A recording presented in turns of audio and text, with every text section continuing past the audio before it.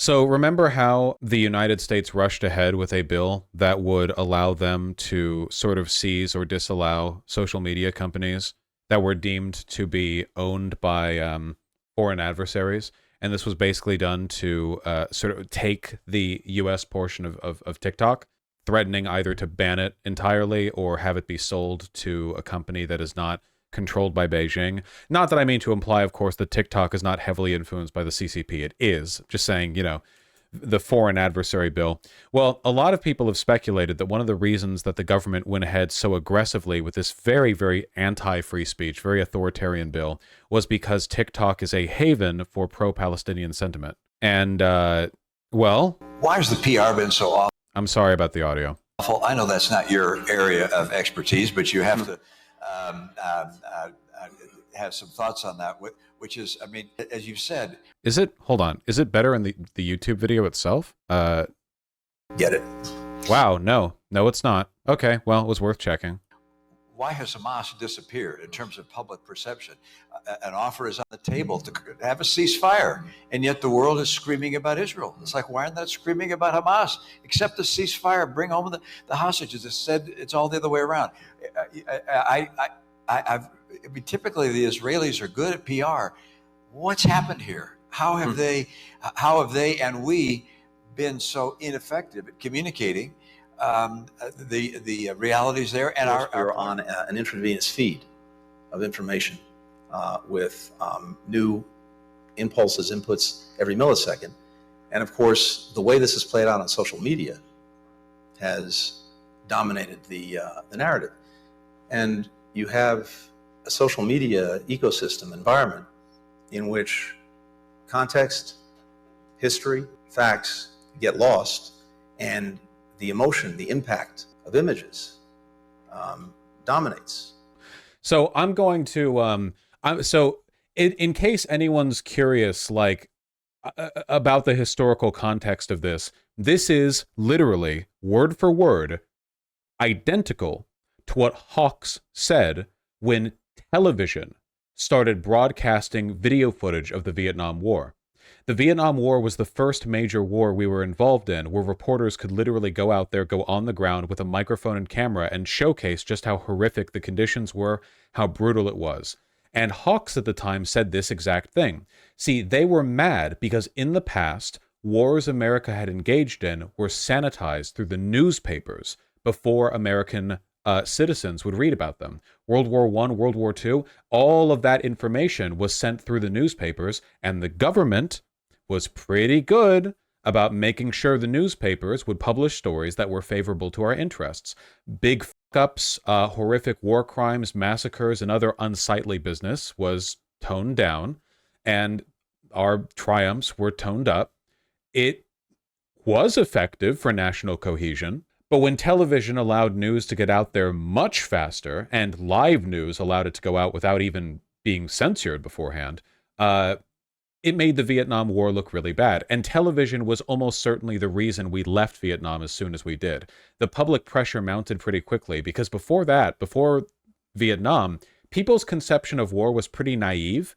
People's understanding of war was like valiant heroism, like glorious heroes going out. We didn't have, like, Saving Private Ryan wasn't a thing back then. We didn't have like an understanding of how bad war could be. Nobody did. Nobody knows what war is like unless they've been in it or they've been told what it's like, and nobody was telling what it was really like.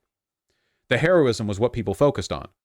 So they really didn't like the fact that TV allowed a direct feed to what was going on. That is what he is saying right here. The criticism that he is leveling is 60 years old, except now it's about social media rather than TV.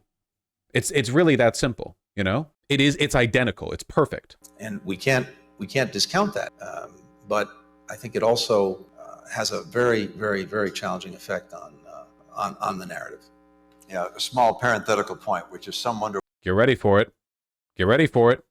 Yeah, a small parenthetical point, which is some wonder why there was such overwhelming support for us to shut down potentially TikTok or other entities of that nature. If you look at the postings on TikTok and the number of mentions of Palestinians relative to other social media sites, it's overwhelmingly so among TikTok broadcast. So You're not supposed to say that out loud, Romney. You're really genuinely, sincerely not supposed to say that out loud. That's going in the record books, Romney. One of the most draconian anti-free speech laws rushed through the legislature, signed into law in basically no time. You're not supposed to admit that you're doing it to censor or censor dissenting opinions. I'd note that's of real interest. Why are we losing the propaganda game? You know, why is Israeli PR so bad? By the way, just offhand, I don't have to say this, but I choose to anyway. We did, in fact, push forward an incredibly anti-free speech bill, largely because we wanted to shut down like citizen activism that was pro-Palestinian. Why is Israeli PR so bad? Sorry, I just had to say that, like impromptu. I felt an urge, you know. So yeah, guys, that's it, isn't it? Mitt Romney doesn't have the power to like unilaterally direct everyone's motivation in voting for that bill, but this is at least a direct acknowledgement that he and that others he's talked to are operating on the basis that this is being done to shut down anti-Israeli opinion. That this is actually being done for censorship, a government effort to crack down on a given narrative purely to promote its own political interests. It is a horrifying admission, really. Like, it's genuinely shocking that he would be so brazen in saying it. The fact that he was that brazen to me is an indication that that it's just like casual knowledge in his circles. This is a stretch. How is it a stretch? He just said it. He literally just said it. He just stated it. He wasn't even like baited into it. It wasn't even like a question that he was like trying to edge an answer out to or whatever. He just was like, yeah, oh, by the way, you know, that's pretty direct. I don't know. I don't know how else you could interpret it, frankly. Completely unforced error. Look, I didn't think it was mostly about Israel and Palestine, the shutdown of TikTok. My assumption was that might have been a minor part of it, but it was largely about like ramping up the Cold War again. I might have been wrong. It is very possible that our reflexive defense of Israel, which is of course a defense of our military interests, our geopolitical interests, of our military industrial complex, of our like law enforcement, our broader like policing systems, you know, that it might largely have been a product of trying to defend them. All of that. It's kind of crazy, you know? In this instance, the sort of like the paranoia, it seems to be largely warranted. Has a very, very, very challenging effect. Political point, overwhelming support for us to shut down potentially TikTok or other entities of that nature. If you look at the postings on TikTok and the number of mentions of Palestinians relative to other social media sites, it's overwhelmingly so among TikTok broadcast. So it's almost like he realized halfway through saying that he shouldn't have been. Like, look at the confidence he went into the statement with, and then look at how he kind of stopped talking. Or other entities of that overwhelming support. Small parenthetical point, which is some wonder why there was such overwhelming support for us to shut down potentially TikTok or other entities of that nature. If you look at the postings on TikTok and the number of mentions of Palestinians relative to other social media sites, it's overwhelmingly so among TikTok broadcast. So I'd note that's of real interest, and the president will get the chance to make action in that regard. Yeah. Vaush, your original inclination is correct. The paranoia is wrong. The TikTok ban bill predates the genocide in Gaza by years. No, that's not relevant. I'm not saying that it entirely motivated it. I'm saying that it was like a propelling force. If this is being cited as like a supporting reason for its support, it's like a reason for why it was put through so quickly. It was just like an aligned interest, you know? And there is a great deal of bias on TikTok in terms of like what topics are covered, but the idea of a government official admitting that they just want to break the site because that bias isn't in their favor. Do you, I ask you, is the government threatening to like take down any sites because they're overwhelmingly pro-Israeli? No, of course not. That's not even true. They're probably thinking about the bill that banned TikTok from government devices. I would be very surprised if they were referring to that. That would be odd to me. And even then, like, that it would still be odd to invoke the Israeli-Palestinian conflict in that specific case. Yeah. Yeah, this convo was 2 days ago. It seems weird that.